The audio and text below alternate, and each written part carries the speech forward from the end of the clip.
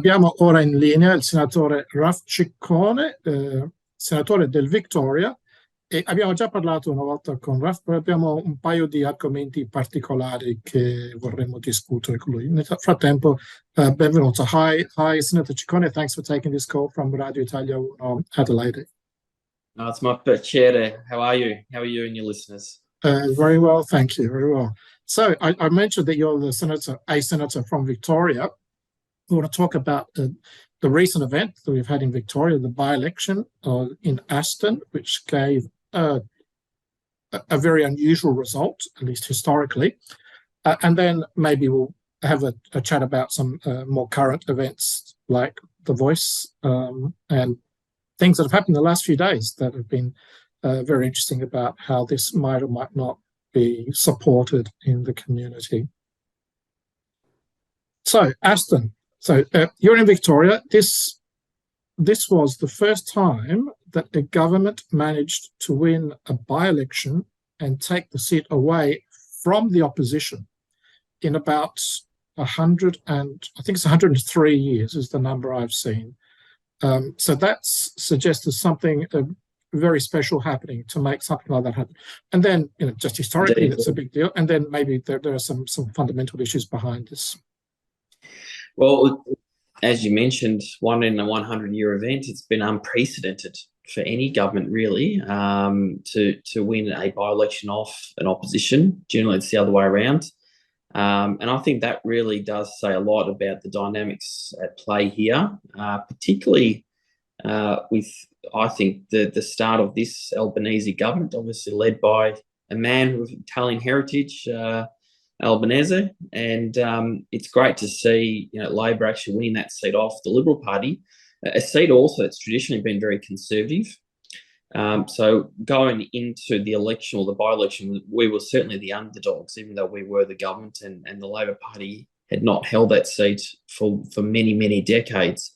It was really heartening to see our supporters celebrate on the night alongside our candidate and now the new member for Aston, Mary Doyle. But you're right, like the feedback that I received on the ground, though, people wanted change. They wanted to see a positive agenda. They wanted to see government actually delivering and addressing the cost of living issues that are currently being faced by many, not just in Aston, but obviously their own families that live nearby or in other parts of Australia.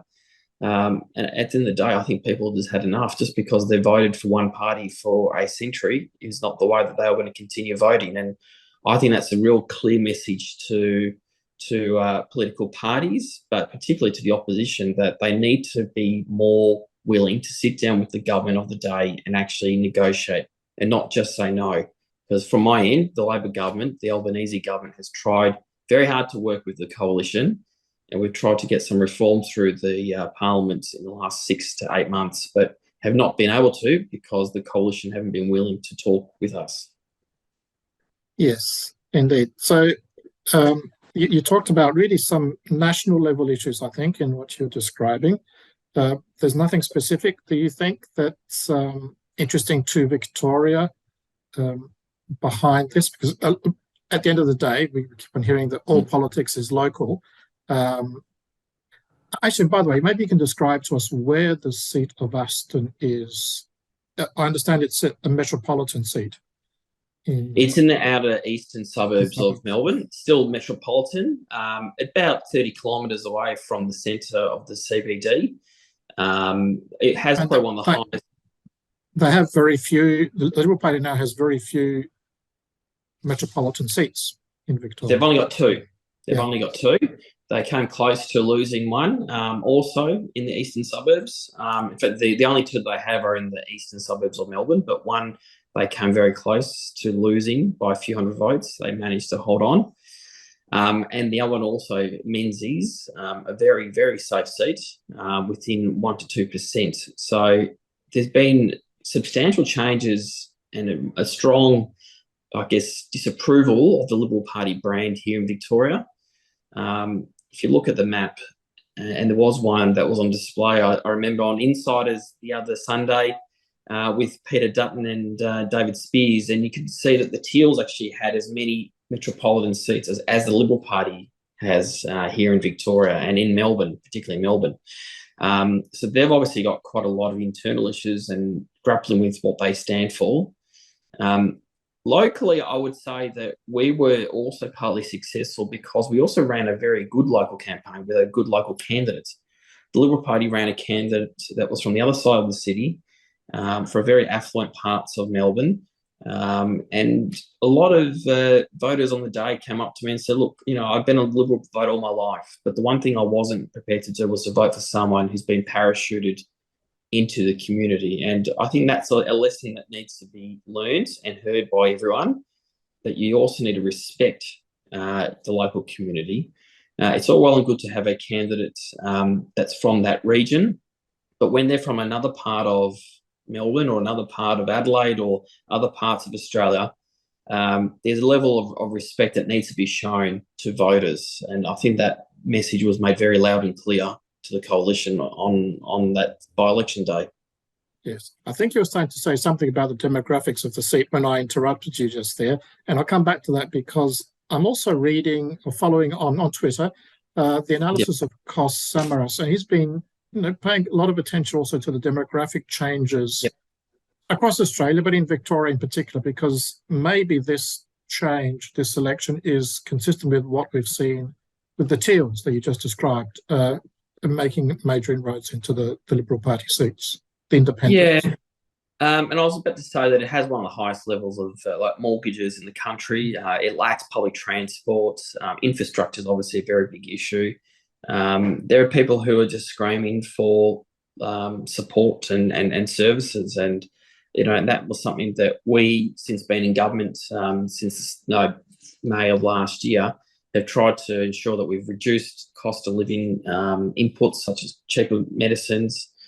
Tried to put, downward pressure on energy pricing through implementing the legislative cap, when we recalled Parliament back in December of last year. Also trying to ensure that state governments and local governments have a role to play in how they also offer better dialogue with the Commonwealth. So there's more collaboration around how we address a lack of services in parts of Melbourne, like in Aston, for instance. But I'd say, investing in manufacturing and these new high-tech jobs, investing in education. People also want a bit of hope that a government has a new vision for the country as well. We have a policy of a $15 billion reconstruction fund that's looking at reinvesting in domestic manufacturing here in this country, ensuring that we have a supply chain that is resilient enough. So if we ever have to go through a COVID-like situation again, and we know what happened couple of years ago, we want to reinvest in manufacturing. And that was also another factor that a lot of people said, well, finally there's a government that's prepared to put the national interests at heart and actually take it seriously for a change. And then we got the announcement of the defence capability. And I know there's submarines and probably not as much of an impact here in Melbourne, but maybe more so in South Australia and Adelaide. Yep. But our whole idea is it's not just about building the sub. There's also the indirect jobs that come with it in that supply chain. So Melbourne will also benefit. We have a lot of defence contractors here in Melbourne that will feed into the construction of that submarine in Adelaide. So there's that whole interconnected, policy development that's going about investing in manufacturing, investing in the country, investing in jobs, and people want secure jobs. And this is an area that Kos Samaras, the former ALP State Secretary, has also mentioned that you cited earlier. We've got to invest in people, and actually, if you listen to the people and invest in the people will respond in a much more positive light. And unfortunately for the coalition, they're not really doing that at the moment. And I think the Albanese government's certainly been listening to people, and certainly I have been a senator, but also being based in the eastern suburbs of Melbourne as well. I understand the problems that many communities are facing right now. Yes, and well, let's follow on. Since that by-election result, we've had the Liberal Party, or the leader, announced that they, or the cabinet, won't support the referendum on the Voice, but will actively be supporting the No campaign. Do you think there's a continuum here from what you just described about the approach to the electorate, or is something else happening? Well, if many commentators would say that, I guess they've been captured by the Conservative Queensland end. I mean, that's where their base is. They don't obviously have many members of parliament in the southeast parts of Australia, including South Australia or Victoria, for instance. And people are generally interested in the voice. They're generally interested in reconciliation with, First Australians. Acknowledging the past is important. And, quite frankly, as one colleague said to me, like from their end, this doesn't impact on our lives too greatly, but it does have a huge impact on the lives of many Aboriginal and Torres Strait Islander people. And I think we're good people. We are gracious people that are genuinely wanting to make reconciliation and consult with First Nations people. I think this is a small gesture to say, yes, we recognise you in our constitution, and yes, we are prepared to also ensure that there is a body that will just advise and or make representations to government. And I think that gets lost. Somehow it is another chamber that will override government. That's not what the proposal is about. It's about, as the name suggests, a voice for Aboriginal and Torres Strait Islander people to be able to make cases to government about areas that need focus. And we see what's been happening in the Northern Territory of late. This body would be able to advocate strongly and make representations on behalf of their people to the government. And that's the key message that I want to make sure that people understand. It's not just about saying yes, but saying yes because it's part of our reconciliation with First Australians of this country, and empowering them, giving them a voice that we are, I guess, fortunate enough to take for granted when we do go to the polls. But it's about a voice for their community that they can make representations to the parliament. And I can't sort of stress that enough, especially, what had happened the last couple of 100 years when obviously the Europeans, particularly the British, came and decimated the population of many Aboriginal communities. I think it's a very small price for us to pay and to say sorry, but also to recognise the past and to make that recognition that going forward, we want to be able to be one and unify as one Australia. Yes. Yeah. In terms of a referendum winning being accepted, the accepted wisdom is that it needs bipartisan support. Now, was at a time when we had two major parties, but now I think since the last election, I think there are three groups. There's Labor, there's Liberal and National Party, but there's also the Twos. And it seems like at least 2/3 of those are in support of the referendum. And now maybe some more from the Labor and Liberal National Party. We've seen Richard Archer coming out in favour of the referendum. The Shadow Attorney General and Indigenous Affairs spokesperson, Minister, has resigned the cabinet post, so he can openly support. Yes. Yeah. And your colleague Simon Birmingham is saying, "I won't." He's going to be quiet, because I think the implication is that he would have favoured a yes approach. Well, he does favour the yes approach, and he obviously can't say that unless he wants to resign from the shadow cabinet, which he doesn't want to either.